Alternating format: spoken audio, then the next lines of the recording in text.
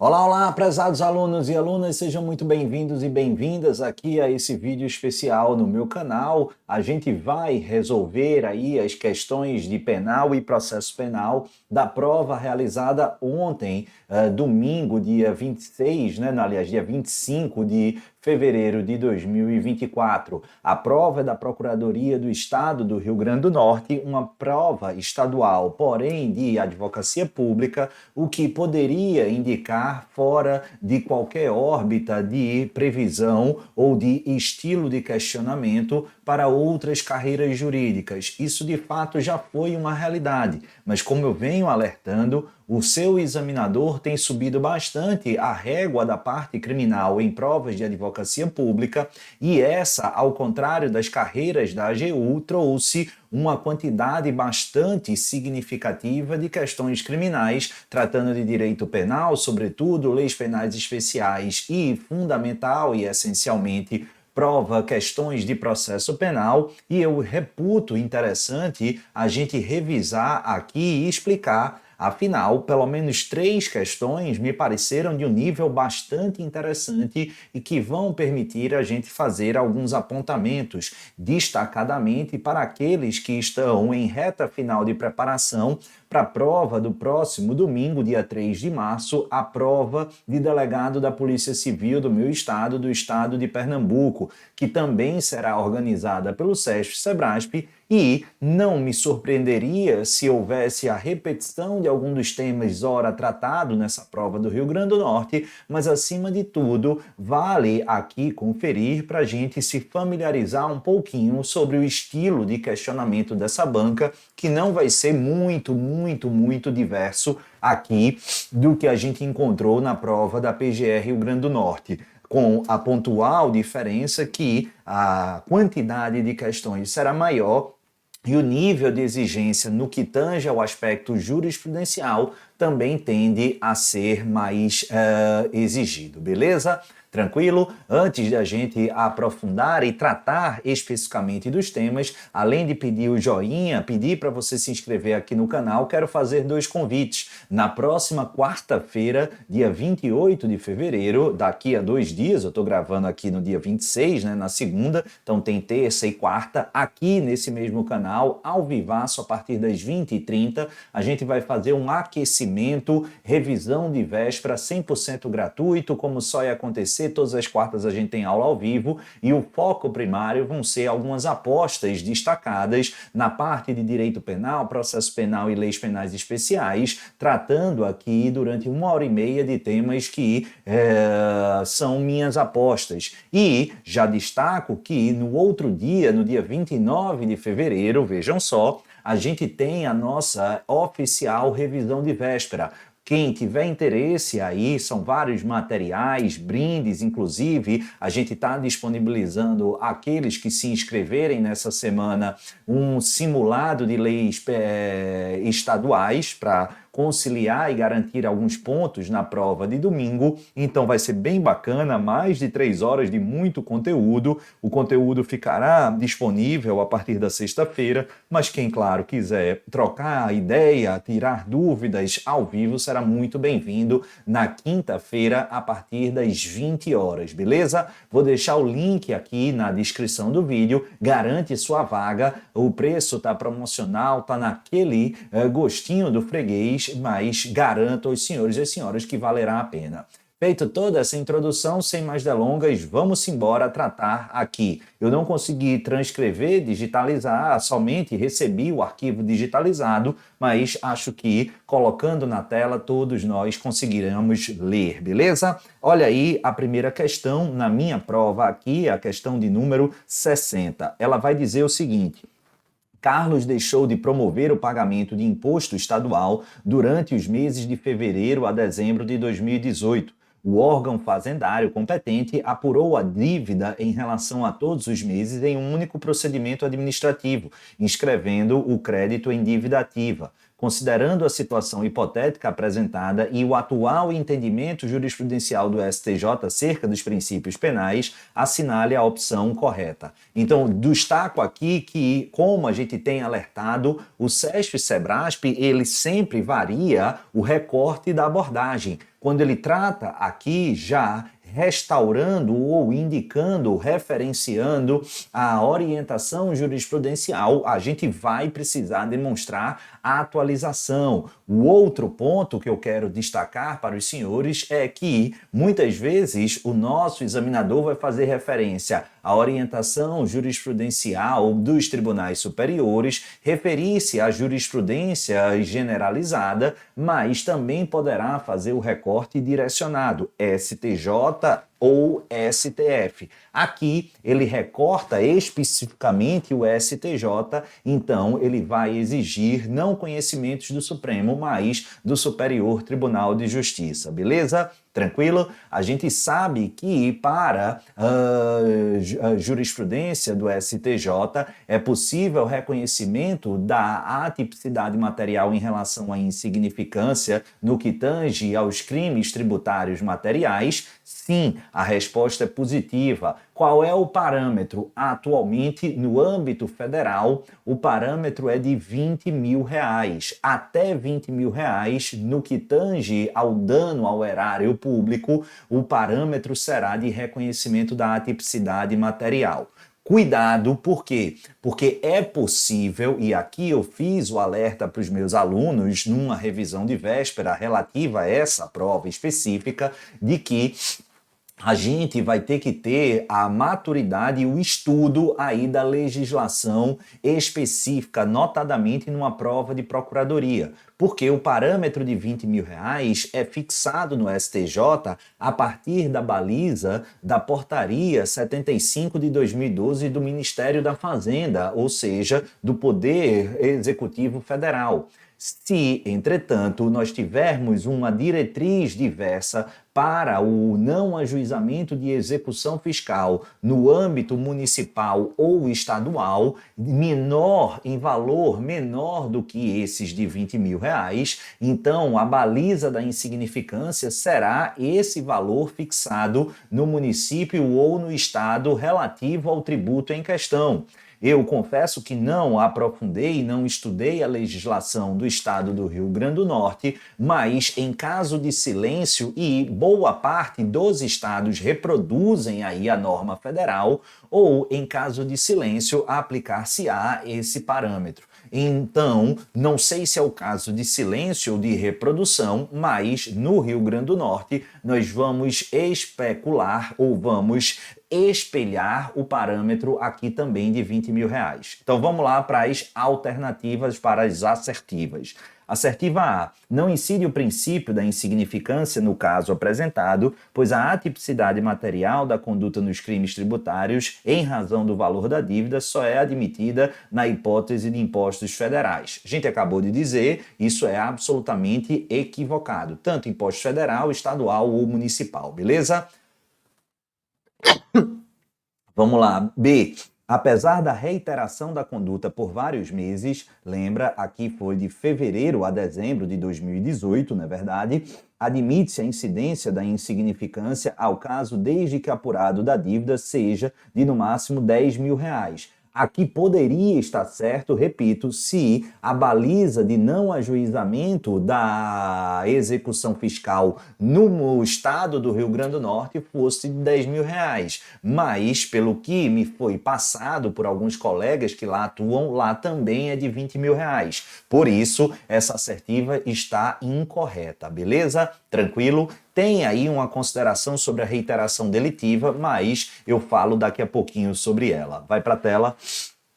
Admite-se a incidência do princípio da insignificância aos crimes tributários estaduais, porém, na hipótese apresentada, ele deve ser afastado, uma vez que a reiteração da conduta por vários meses demonstra a expressividade da lesão causada. E aí, é verdade que o STJ afasta a incidência, ou tem afastado a incidência, na grande maioria dos casos, da insignificância no caso de reiteração do comportamento delitivo, na espécie ou no caso de recalcitrância de comportamento lesivo no espectro criminal. Isso tem sido considerado fundamentalmente no STJ como um critério de obstaculização da insignificância do seu reconhecimento e, portanto, da apontamento da atipicidade material. Agora, será que aqui a gente tem essa situação? E a resposta é negativa. Mas, Pedro, o próprio enunciado diz que esse comportamento ele foi reiterado entre os meses de fevereiro a dezembro, né? Deixa eu só confirmar aqui, de fevereiro a dezembro. E isso não seria denotar recalcitrância? Muito bem, e aqui é que eu digo a importância da gente estar atualizado, um precedente que não fora veiculado em informativo de jurisprudência e é datado o entendimento, tá, pessoal, de 2021. A gente tem orientações mais recentes que replicam essa perspectiva, mas no sentido de que a reiteração delitiva, ela somente vai ser considerada no âmbito dos crimes tributários quando houver a perspectiva de multiplicidade de procedimentos administrativos que, por consequência, gerem uma multiplicidade de quê? De certidões de dívida ativa, inscrições na dívida ativa. Ocorre que, apesar desse comportamento aqui analisado ter sido reproduzido entre fevereiro e dezembro, ele foi consolidado em um só PAF, em um só procedimento administrativo fiscal e restou consolidado o valor em uma única certidão de dívida ativa, uma única CDA. Portanto, havendo singularidade de PAF, havendo singularidade de CDA, não há que se falar, não há de que se estabelecer ou referir reiteração do comportamento delitivo. Isso é muito importante e quem não sabia desse detalhe teve muita dificuldade em garantir o ponto. Aqui a gente já começa com uma das questões, na minha humilde posição, na minha humilde opinião, das mais difíceis de toda a prova. Aqueles que tiverem interesse em confirmar esse ponto que eu estou tratando ou que eu estou me referindo, é a ordem de habeas corpus 564-208 de São Paulo, esse precedente específico datado de 2021, beleza? Tranquilo? Show de bola? Então a gente já viu que não é a assertiva nem A, nem B, nem C. Vamos dar uma olhadinha do D. A despeito da permanência da conduta por diversos meses, admite-se a incidência da insignificância ao caso, desde que o valor apurado da dívida não seja inferior a 20 mil, pois houve apenas uma autuação administrativa. Então, ainda não saiu o gabarito oficial, a gente está aqui especulando, amanhã provavelmente esse gabarito sai, mas na minha ótica a assertiva D de dado é a correta. Vamos dar uma olhadinha só na E para ver se a gente não tem outra correta. Não incide a insignificância no caso apresentado, uma vez que a reiteração da conduta por diversos meses justifica a intervenção penal. Então, justamente pela própria explicação e pelo precedente por mim mencionado, a resposta dada correta é a D de dado. Beleza? Tranquilo? Maravilha. Vamos avançar aí para a próxima questão. Eu vou dar uma acelerada em algumas que forem mais simples na minha ótica, tá, pessoal? Deixa eu só ajustar aqui, pronto. 61. Marcos subtraiu para si, mediante grave ameaça, bens pertencentes a João. Bom, aqui eu já tenho um crime de roubo, artigo 157. Por que não furto, Pedro? Porque a gente teve aqui a subtração através, fundamentalmente, de violência ou grave ameaça. No caso, grave ameaça, o que se adequa ao tipo do artigo 157, roubo. Vai para a tela. Depois de oferecida a denúncia e antes do seu recebimento, Marcos procurou a vítima e, de forma voluntária, restituiu-lhes os pertences subtraídos. E aí, veja, ele faz um diálogo, uma tentativa aqui de colar o fenômeno lá da ponte de prata ou arrependimento posterior, beleza? Tranquilo? Mas aqui não haverá incidência do arrependimento posterior previsto lá no artigo 16, tá? Deixa eu só confirmar uma coisa aqui que me bateu uma dúvida. Deixa eu só ver aqui. Só um segundo, tá, pessoal? Do artigo 16, ele diz o seguinte, aqui, ó. Nos crimes cometidos sem violência ou grave ameaça, reparado o dano ou restituída a coisa até o recebimento da inicial acusatória. Ora, e aí a gente volta aqui para a tela, e eu tenho o quê? Quando foi que ele restituiu? Antes do seu recebimento, beleza? E o que é que diz lá o nosso dispositivo? O nosso dispositivo, ele diz até o recebimento da denúncia, beleza? Então, o parâmetro foi respeitado. O parâmetro aqui foi respeitado para a incidência do artigo 16, arrependimento posterior. Aqui, qual é o grande problema? O arrependimento posterior do artigo 16, a ponte de prata, ele vai ensejar a aplicação da minorante da causa de diminuição da pena no parâmetro ou no patamar variável de 1/3 a 2/3. E aí, doutores e doutoras, será que é isso que a gente tem aqui? Não. Por quê? Porque o grande problema é fundamentalmente a natureza essencial desse delito. Se fosse o crime de furto, sem sombra de dúvida, estaríamos diante de uma incidência desse arrependimento posterior com a incidência da causa de diminuição. Mas por que não se dá aqui, nesse caso, justamente em razão da natureza, da essência da conduta delitiva? Afinal, como visto, houve a aplicação de grave ameaça. E em casos de violência ou grave ameaça, há um óbice intransponível para o arrependimento posterior. Feito essa revisão, dá uma olhada aí na tela, porque quais são as hipóteses que a gente tem. 61, assertiva A. Não incide nenhuma causa de diminuição da pena, haja vista a natureza do delito praticado. Perfeito, já é assertiva A. Vamos ver as demais só para extrair eventuais dúvidas. Incide causa de diminuição da pena, haja vista de desistência voluntária? Não. A conduta de Marcos deverá ser considerada atípica, já vista a devolução dos bens? Não, é um crime complexo, não é verdade? Incide causa de diminuição da pena? Não. Arrependimento posterior, mas qual é o problema? Houve grave ameaça. Incide causa de diminuição da pena, já vista arrependimento eficaz? Não é arrependimento eficaz, é arrependimento posterior, mas que não incide por conta da grave ameaça. Questão relativamente fácil, né? A gente diz que ponte de prata, o artigo 15 e o artigo 16 compõem um verdadeiro fetiche do seu examinador, do Sérgio Sebrasco. Eu havia alertado isso e cuidado aí, revisa artigo 15 e artigo 16 também para sua prova do próximo domingo. Volta aí na tela para o questão de número 62. Ele vai tratar de efeitos da condenação no direito penal. Eu quero a correta em relação à perda do cargo público face à condenação criminal. É fundamentalmente o artigo 92, inciso 1º, alíneas A e B do Código Penal, além de possivelmente referir-se à legislação esparsa.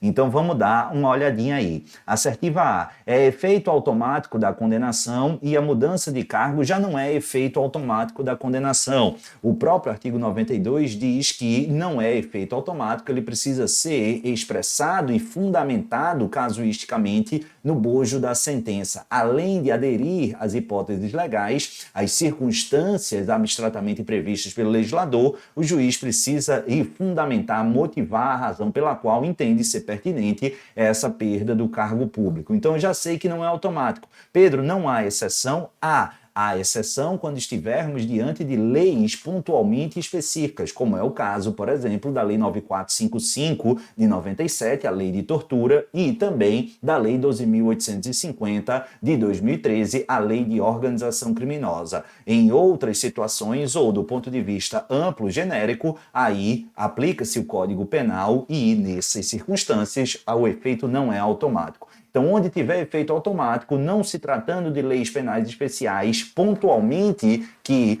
trazem Em sentido diverso, a gente já sabe que está a assertiva errada, beleza? Não exige motivação declarada na sentença, claro que exige, a gente já viu. É efeito assertiva C automático da condenação? Não é efeito automático. D. Exige motivação declarada na sentença? Sim. E a mudança de cargo durante a ação penal é irrelevante, uma vez que a penalidade em nenhuma hipótese pode recair sobre o cargo ocupado pelo réu no momento da decisão. Então, cuidado, tá? Primeiro, a mudança de cargo não é irrelevante, tá? Então, aqui a regra é fundamentalmente que para o cargo ser perdido, precisa ser, no momento da condenação transitada em julgado ou do trânsito em julgado, o mesmo cargo público ocupado à época do comportamento delitivo sob julgamento. Se houver mudança, via de regra, esse novo cargo não pode ser objeto de perda. A exceção, Pedro, sim, uma exceção muito específica e muito rara, porém existe no âmbito da jurisprudência dos tribunais superiores, que é quando ficar demonstrado o vínculo efetivamente existente entre o cargo ocupado à época do comportamento delitivo e o atualmente ocupado no momento da condenação transitada em julgado, o que, como a gente viu aí, não é o caso. Então, a assertiva D de dado também está equivocada. E aí, resta-nos a letra E. Será que ela está certa? Vamos dar uma olhada aí. Exige motivação declarada na sentença, sim, e a mudança de cargo durante a ação penal é relevante, uma vez que a penalidade não pode recair sobre o cargo ocupado pelo réu no momento da decisão, salvo se o novo cargo guardar correlação com o cargo anterior. Então é exatamente isso que eu acabei de falar, a assertiva é absolutamente correta, beleza? Tranquilo? Vamos embora, questão de número 63 aí na tela, deixa eu só baixar aqui um pouquinho, né? Antônio foi, e eu disse, né, tenho dito, é um fetiche também, quase toda a prova está trazendo prescrição e, feliz ou infelizmente, tem que decorar o artigo 109 que fala dos prazos prescricionais. Antônio foi denunciado e condenado a uma pena de 1 ano e 6 meses de detenção pela prática de um único delito, não sujeito ao regime da imprescritibilidade. Na data do fato delituoso, Antônio tinha 20 anos de idade e era réu primário. A condenação transitou em julgado para a acusação no dia 9 de dezembro de 2021 e para ambas as partes, acusação e defesa, no dia 24 de janeiro de 2023. Nessa situação hipotética, de acordo com o Código Penal e a atual jurisprudência do Supremo Tribunal Federal, a prescrição da pretensão executória, presta atenção porque essa é uma questão bem interessante que vai exigir uma atualização dos senhores e das senhoras. Questão relativamente simples, mas bastante inteligente. Primeiro de tudo, a gente sabe que em 2023 o Supremo Tribunal Federal e o STJ consolidaram o entendimento a ser aplicado em relação ao artigo 112, inciso 1º do Código Penal. Esse dispositivo, na sua literalidade, ele vai dizer, doutores e doutoras, fundamentalmente que o início do prazo prescricional da pretensão executória dar-se-á a partir do trânsito em julgado para a condenação ou para a acusação. E, pela sua literalidade, ainda que não houvesse o trânsito em julgado para a defesa, o prazo prescricional da pretensão executória já poderia estar em curso. No entanto, apesar de essa orientação ter dominado o STJ e a segunda turma do Supremo Tribunal Federal durante muito tempo, até ali 2021 mais ou menos, a verdade é que atualmente tanto o STF como o STJ pacificaram a orientação em dar interpretação conforme a Constituição, a esse artigo 112, inciso 1º, para dizer essencialmente o quê? Que o prazo da prescrição executória se iniciará não do trânsito em julgado para a acusação, mas sim do trânsito em julgado para ambas as partes, beleza? Então, por isso que nesse enunciado ele primeiro coloca o dia 9 de dezembro de 21 como o marco de trânsito em julgado para a acusação, mas o dia 24 de janeiro de 23 para ambas as partes. E é esse o início do contagem do prazo prescricional. Beleza?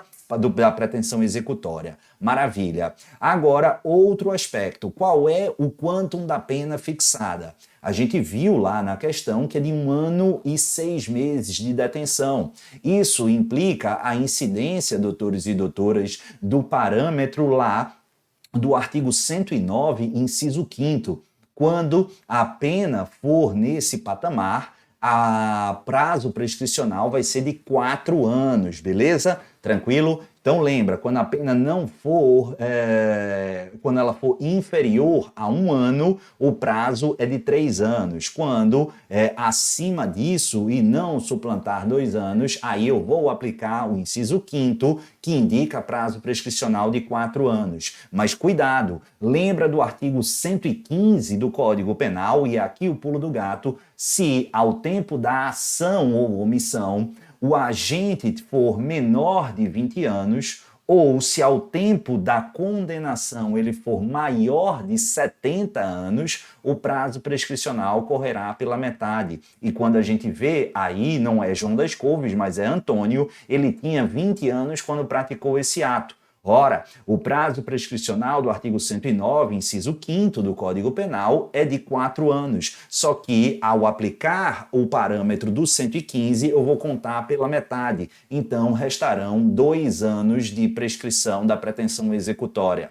E aí, quando é que estará consumada a prescrição da pretensão executória? Ora, se o início do prazo, como a gente viu, é do trânsito em julgado para ambas as partes e ele se deu no dia 24 de janeiro de 2023, a gente vai contar a prescrição, o prazo prescricional, incluindo o dia de início e excluindo o final, basicamente, à luz do contagem do prazo penal, e já posso afirmar que a prescrição se dará da pretensão executória no dia 23 de janeiro de 24/25 de 2025. Será que tem essa data? Vamos dar uma olhada aí.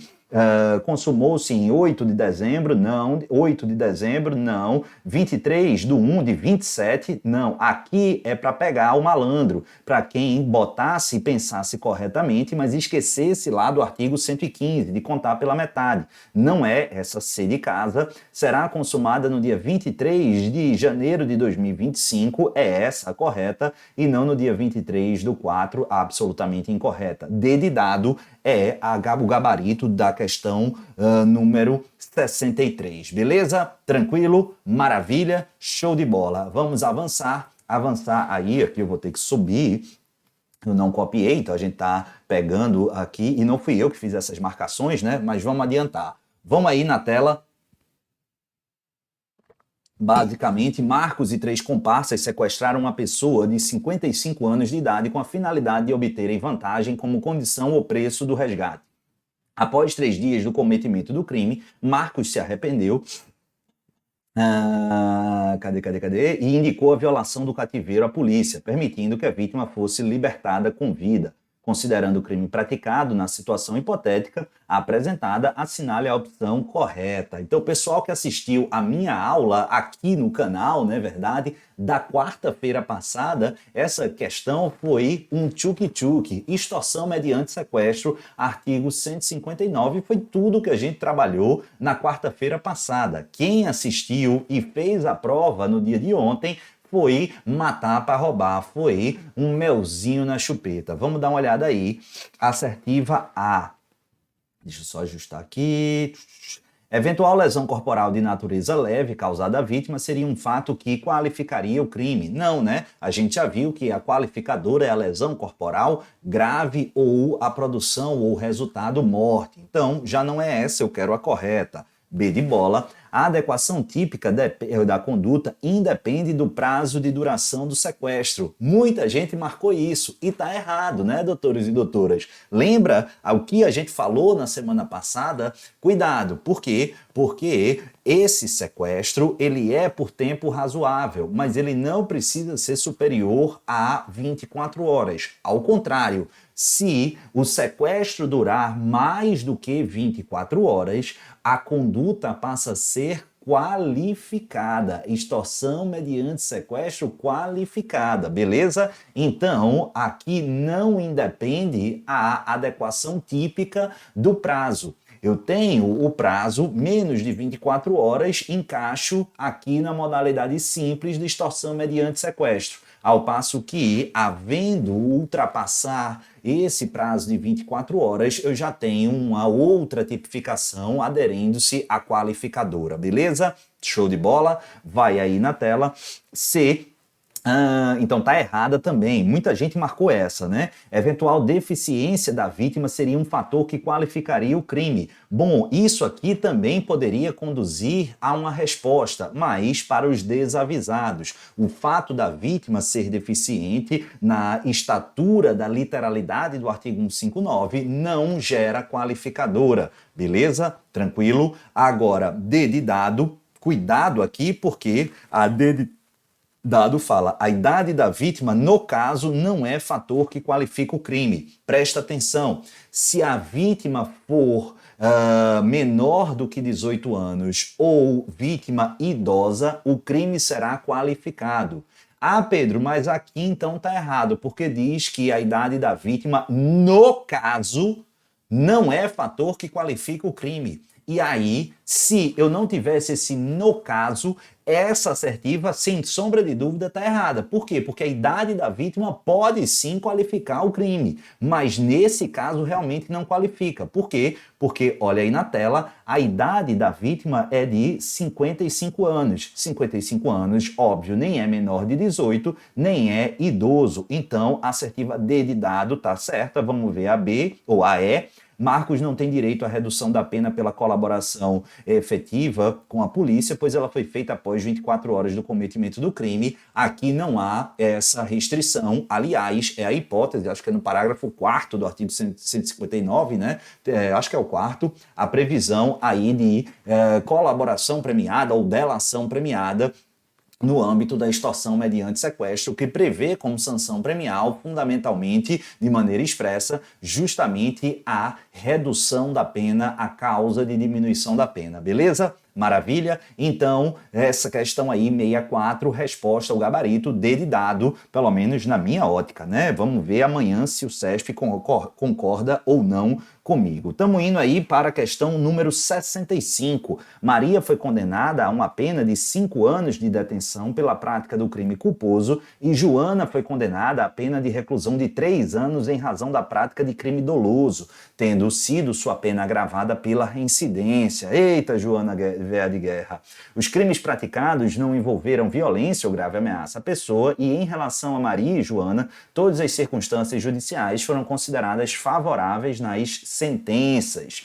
Considerando a situação hipotética apresentada e as disposições do Código Penal, assinale a opção correta, beleza? Tranquilo? Então vamos dar uma olhadinha. Essa questão vai exigir basicamente um microconhecimento de doutrina e de jurisprudência, mas sobretudo o domínio fundamentalmente do disposto no artigo 44 do Código Penal, que versa sobre as balizas autorizadoras da conversão da PPL, a pena privativa de liberdade, em restritiva de direitos. Então vamos para a tela, cada assertiva. Vamos lá. Admite-se a substituição da pena privativa de liberdade por restritiva de direitos para Maria e Joana, desde que, em relação a Joana, a reincidência não se tenha operado pela prática do mesmo crime. Vamos lá primeiro para ver se Maria. Maria tem a pena de 5 anos por detenção, mas o crime é culposo. Esse é o detalhe. Muita gente acha que Maria, nessas circunstâncias, não teria direito à conversão da PPL em PRD. Por quê? Porque muita gente assimila, decora que a pena superior a 4 anos não vai admitir a conversão da PPL em PRD. Isso é verdade, mas exclusivamente para fins de crime doloso. Em relação ao crime culposo, o Código Penal brasileiro, no artigo 44, é expresso que o crime culposo sempre admitirá aqui a conversão da PPL em PRD, independentemente do quantum da pena. Então, esse parâmetro de 4 anos ele não é oponível para Maria, porque o crime dela foi de crime culposo, beleza?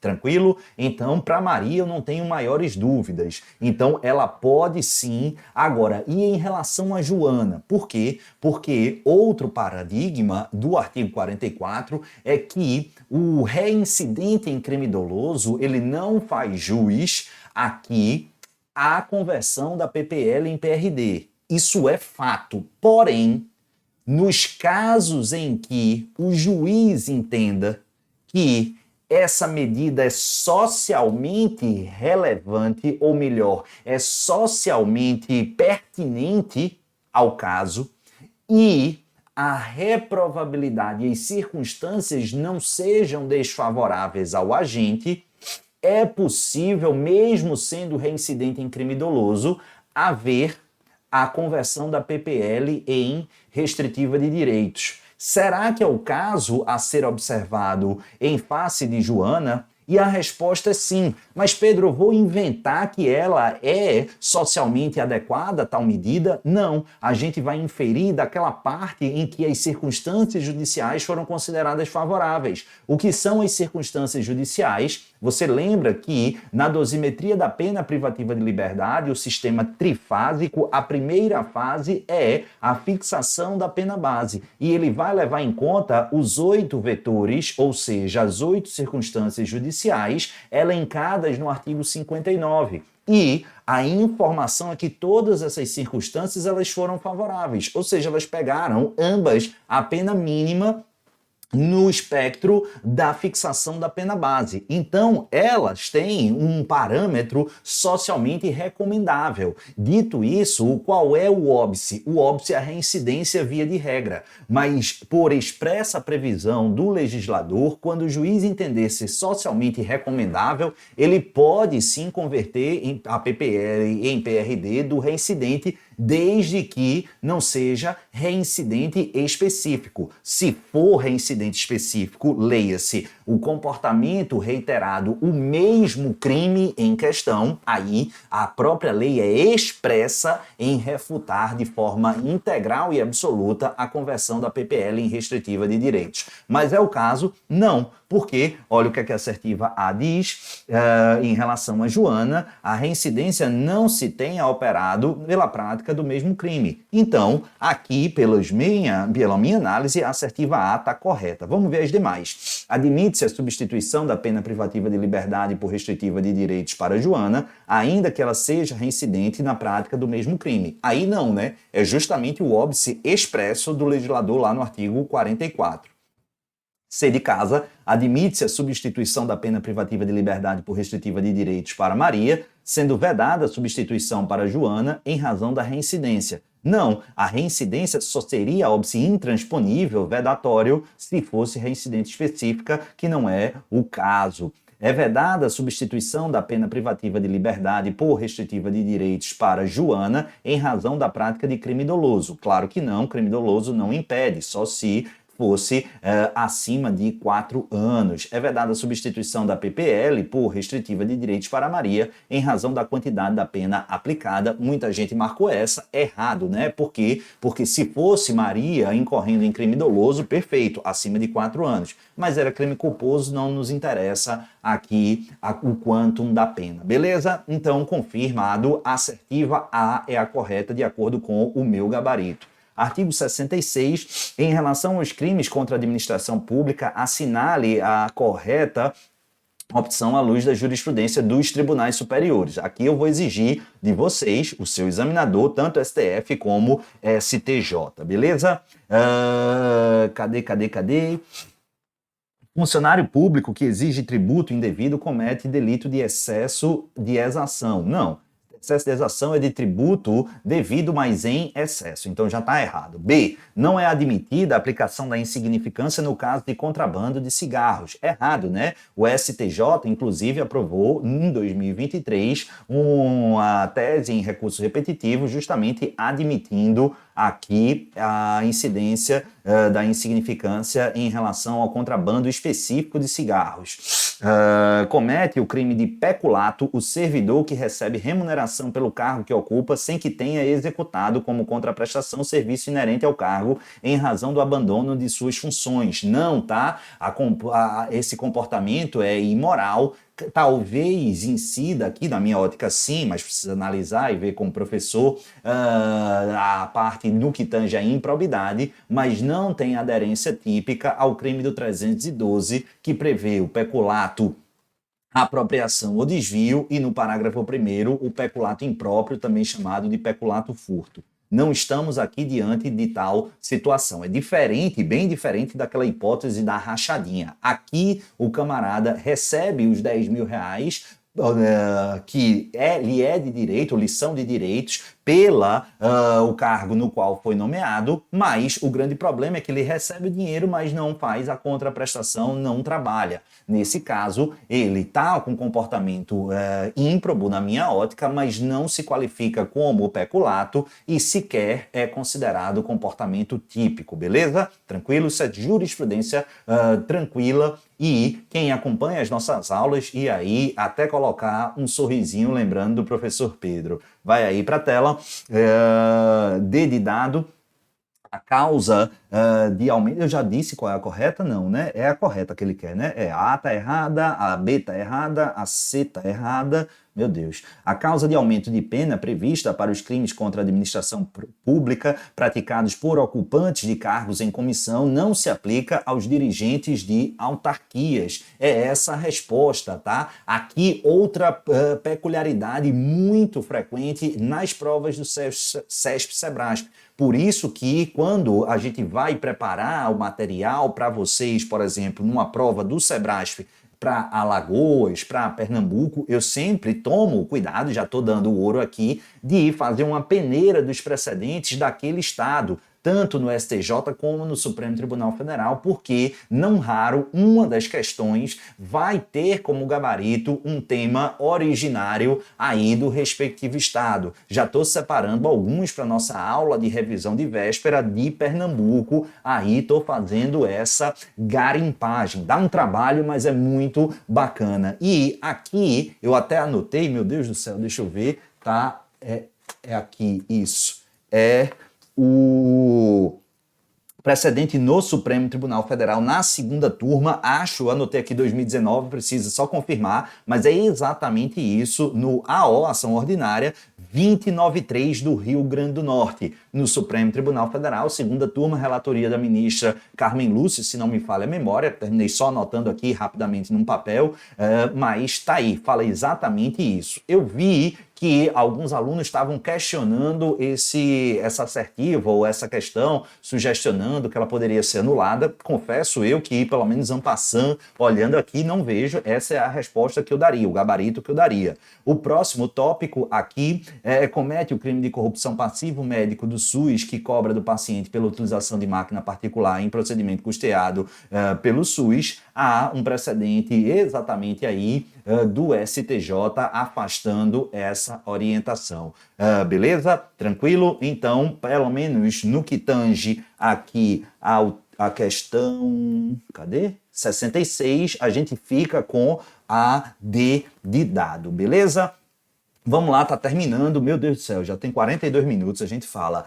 Em relação aos crimes ambientais, essa aqui toda é da lei mais insuportável de todos, a Lei 9.605 de 98, é só entre aspas, que ela é enorme e tem um monte de porcaria, mas como a gente previu, sempre a parte geral ela é a mais importante e é impressionante como isso aqui cai desde antes de 2010, foi exatamente a mesma questão que caiu numa prova de verdadeiro ou falso para o meu ingresso da Defensoria Pública da União, e aí a gente tem a assertiva correta que ele quer, é exatamente a E. A suspensão da pena pode ser aplicada nos casos de condenação à pena privativa de liberdade não superior a 3 anos, beleza? Tranquilo? Vou só pular. Aqui é outra questão que, em provas de advocacia pública, eu sempre destaco que cai bastante, é a lei específica para a advocacia pública que mais cai, é a Lei 13.869 de 2019, a nova Lei de Abuso de Autoridade, eu quero a correta.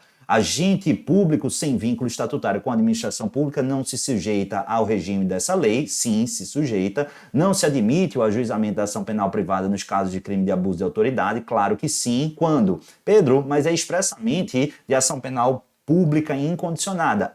Mas eu lembro que eu tenho na Constituição a ação penal privada subsidiária da pública, beleza? Então, claro, eu vou poder ajuizar a ação penal privada nesses casos. A condenação pode estabelecer a perda do cargo público como um dos seus efeitos, desde que haja reincidência em crime de abuso de autoridade e o efeito seja motivado na sentença. Exatamente essa é a literalidade, agora não me recordo do artigo, mas está lá previsto na Lei 13.869. Aliás, quando a gente dá aula da Lei 13.869, eu digo que esse aqui, juntamente com o elemento subjetivo, é um dos temas que mais são cobrados. Vamos lá, D de dado. Em razão da imunidade parlamentar, os membros do Poder Legislativo não podem ser sujeitos ativos de crime de abuso de autoridade. Mentira, eles podem. Não faz coisa julgada no âmbito civil. A sentença penal que reconhecer ter sido ato praticado em estado de necessidade faz sim coisa julgada. Então está errado. A assertiva C de casa, não é isso? Exatamente, é a correta, pelo menos de acordo comigo. E a última, finalmente trouxeram aí uma questãozinha de direito processual penal, né? Eu quero a correta, vocês estão vendo aí, né? Acompanham o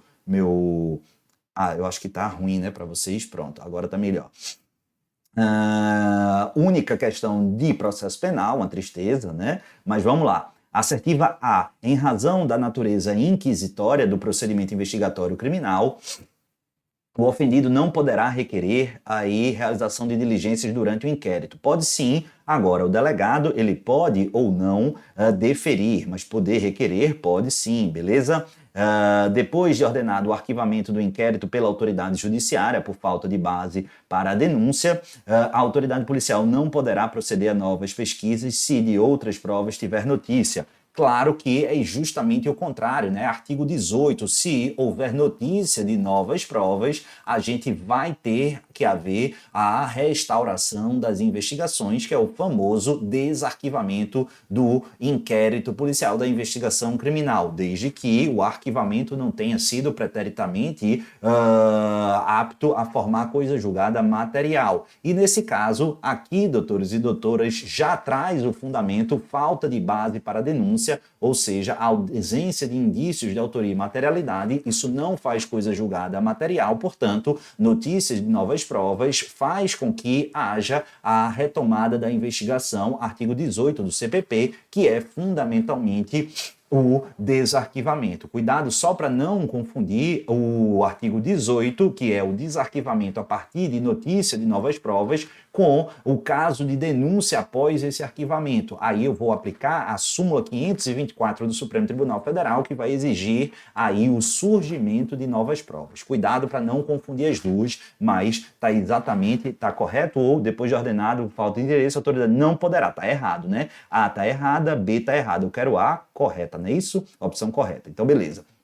A representação do ofendido como condição de oferecimento da denúncia é retratável até o recebimento desta. Não, é até a oferta da inicial acusatória. Até o recebimento é só lá na Lei Maria da Penha, artigo 16 da Lei 11.340. Como aqui ele está falando genericamente do CPP, artigo 25, ela é retratável até a oferta da denúncia, beleza? Não, então, errada C. Não se admite a oferta de acordo de não persecução penal ao investigado reincidente, ainda que insignificante a infração pretérita. Eu odeio isso aqui porque não faz o menor sentido, porque se é insignificante a infração pretérita, ela é atípica, então não tem infração pretérita. Mas isso é texto de lei do artigo 28 e se o investigado é reincidente, não faz jus ao ANPP, correta a letra D de dado. Vamos lá, só para eu ver, essa é. Ordenado o arquivamento do inquérito, o Ministério Público comunicará esse fato à vítima e encaminhará os autos à instância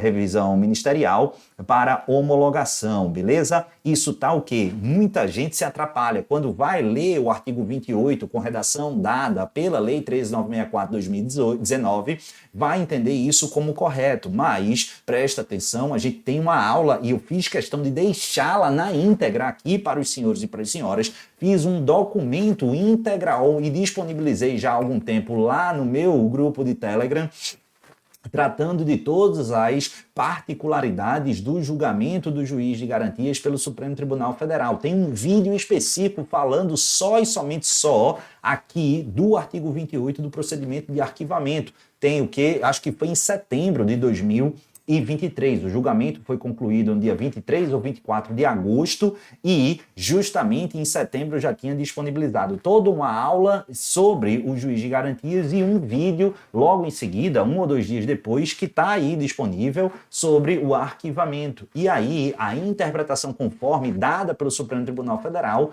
é que, ao contrário do que indica a literalidade da lei, promovida as alterações pela 13.964/2019, aqui ainda haverá a necessidade de remessa da promoção de arquivamento para o juiz com a finalidade de sua homologação, beleza? Tranquilo? É aí que está o erro da assertiva é, assim como as demais, salvo a D de dado, beleza? Tranquilo? Então espero que vocês tenham gostado.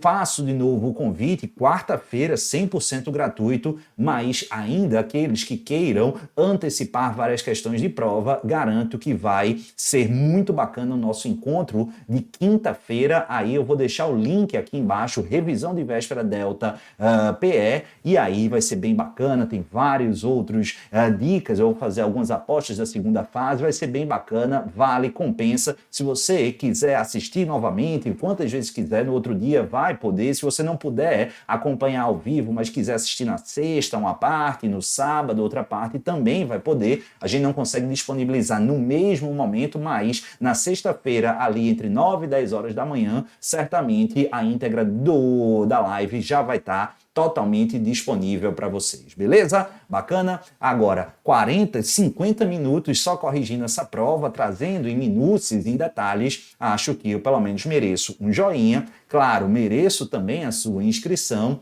e, doutores e doutoras, aqueles que puderem divulgar o nosso canal, será sempre uma forma muito bacana de agradecer. Faça seu comentário, aguardo vocês quarta-feira e, claro, também quinta-feira, garante sua vaga, que as inscrições são limitadas. Um beijo no coração de todos, fiquem com o Papai do Céu e, claro, até a próxima. Tchau!